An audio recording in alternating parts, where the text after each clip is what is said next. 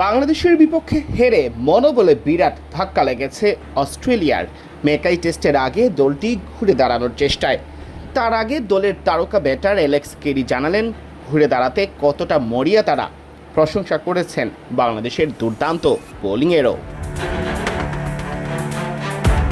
মেকাইয়ে গণমাধ্যমের সাথে আলাপকালে তিনি বলেন, গত সপ্তাহটা আসলে আমাদের প্ল্যান মতো হয়নি।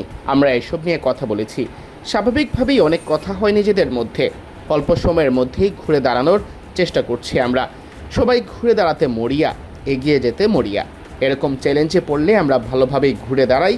এখন সেদিকেই তাকাচ্ছি। নিজেদের ব্যাটিং ব্যর্থতা নিয়ে বলতে গিয়ে বাংলাদেশের বোলিংয়ের প্রশংসা করে তিনি বলেন, আসলে দুই ইনিংসে ভিন্ন রকম চিত্র ছিল। আমার মনে হয় স্কোরিং রেট কিছুটা কমাতে পারতাম যখন উইকেট পড়েছে। তবে বাংলাদেশ দারুণ শৃঙ্খলাবদ্ধ ব্র্যান্ডের ক্রিকেট খেলেছে। এখান থেকে আমরা অনেক কিছু শিখতে পারবো। ঘুরে দাঁড়াতে আমিও মরিয়া হয়ে আছি। মেকাইয়ে আগে কখনোই টেস্ট হয়নি।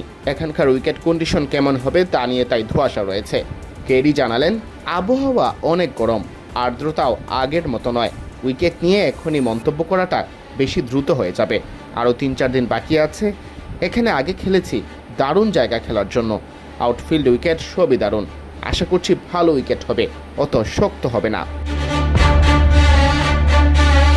বাংলাদেশ সিরিজ অ্যাসিড টেস্ট ছিল জ্যাক ওয়েদারওয়ার্ল্ডের জন্য। প্রথম টেস্টে হারের দায় যেন এই ওপেনারের কাঁধেই বর্তেছে। জায়গা হারিয়েছেন দ্বিতীয় টেস্টের দলে। তবে সতীর্থের ওপর এখনও আস্থা হারাচ্ছেন না কেরি। তিনি বলেন, আসলে এটাই সবসময় কঠিন ব্যাপার যখন কেউ দল থেকে ড্রপড হয়। তবে এটাই খেলা।